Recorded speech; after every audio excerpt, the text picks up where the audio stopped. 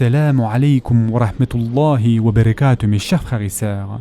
Dans le Coran, Allah Azza wa Jal s'adresse à ses serviteurs en utilisant diverses invocations ou des appels directs, tels que « Ô humanité »,« Ô ceux qui croient » et « Ô enfants d'Adam ».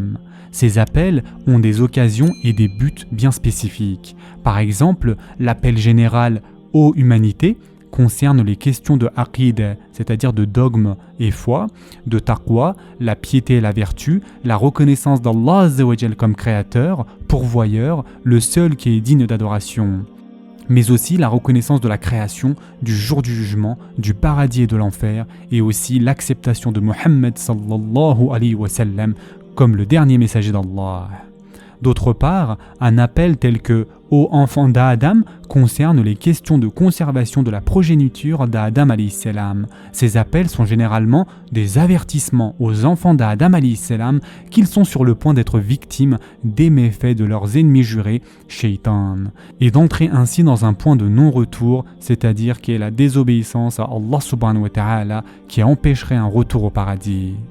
Ainsi, nous verrons, Inch'Allah, jusqu'à la fin du Ramadan, ces différents appels du miséricordieux. Et donc, nous verrons 19 appels qui sont dirigés généralement vers toute l'humanité, ô humanité, 4 vers les enfants d'Adam alayhi salam, ô enfants d'Adam, 1 à Adam alayhi salam lui-même, ô Adam, et 2 à l'homme, c'est-à-dire ô homme.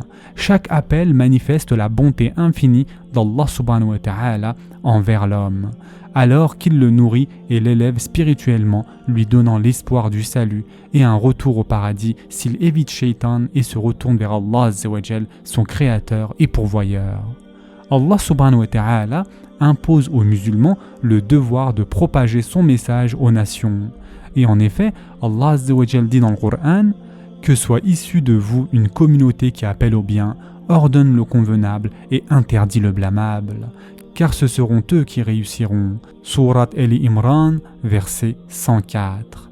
Et donc, ordonne le convenable signifie en autre chose transmettre le message d'Allah Azza wa Jal, soit le noble Coran, à d'autres qui soient musulmans ou non, que l'homme devrait adorer Allah subhanahu wa ta'ala et lui seul.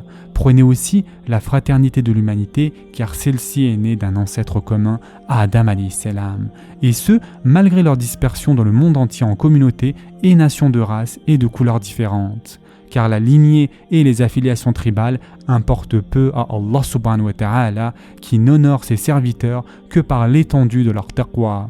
Dans son dernier sermon, le messager d'Allah sallallahu alayhi wa sallam a également renforcé le caractère sacré de la fraternité entre les humains en déclarant « Ô peuple, écoutez-moi bien, adorez Allah, faites vos 5 prières quotidiennes, jeûnez pendant le mois de Ramadan et donnez votre richesse en zakat.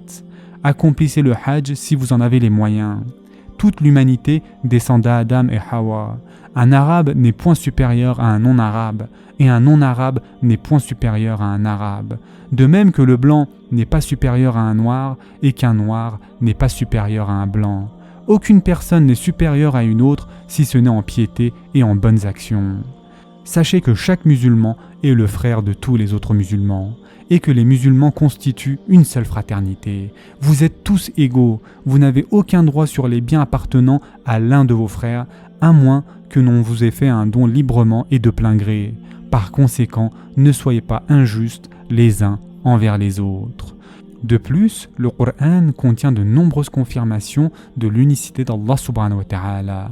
Le fait qu'il ne présente aucune similitude avec sa création, ses nombreux noms et attributs, les leçons que l'homme peut tirer de sa propre création et de la nature qui prouve son existence et ses capacités.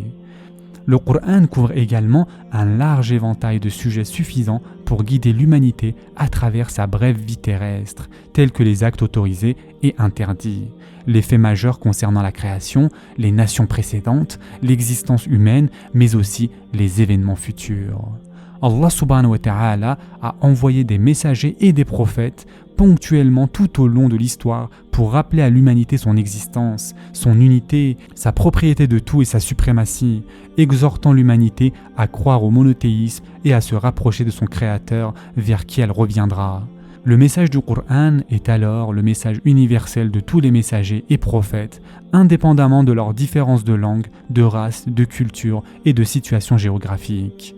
Il explique comment l'homme est arrivé sur terre et lui montre comment il peut retrouver le privilège d'un retour au paradis d'où il avait été expulsé en raison de son obéissance à Shaitan au lieu de l'obéissance à Allah subhanahu wa ta'ala, son créateur et pourvoyeur. Et en effet, Allah Azza wa Jal dit dans le Coran: n'as-tu pas vu qu'Allah vous a soumis tout ce qui est sur la terre ainsi que le vaisseau qui vogue sur la mer par son ordre? Il retient le ciel de tomber sur la terre, sauf quand il le permettra, car Allah est plein de bonté et de miséricorde envers les hommes. Surat al-Hajj, verset 65. Dans ce verset de la Surat al-Hajj, Allah subhanahu wa ta'ala attire l'attention sur sa bonté infinie envers l'homme malgré son ingratitude envers lui par des actes répétés de désobéissance. En effet, Allah subhanahu wa ta'ala a tout soumis sur terre à l'homme, animal, objet, plantes, fruits, etc. Il a également calmé les mers afin que l'homme puisse les naviguer en toute sécurité pour exercer son commerce et ses activités. Enfin, il a empêché le ciel de tomber et de tuer l'homme en dépit de ses actes de bonté et de son pouvoir d'infliger le châtiment. Allah subhanahu wa ta'ala ne refuse jamais sa miséricorde à l'homme. Bien au contraire, c'est l'homme qui fait preuve d'ingratitude en s'engageant dans des actes de désobéissance, comme en associant d'autres avec lui dans l'adoration. Et enfin, pour terminer, mes chers frères et sœurs, Allah Azza wa Jal dit dans le Coran: Ô homme, adorez votre Seigneur qui vous a créé, vous et ceux qui vous ont précédés. Ainsi atteindriez-vous la piété. Surat al-Baqarah, verset 21. Ce sera tout pour aujourd'hui. Je vous souhaite dès maintenant un bon iftar. En attendant, prenez soin de vous mes chers frères et sœurs et à très prochainement, Inch'Allah.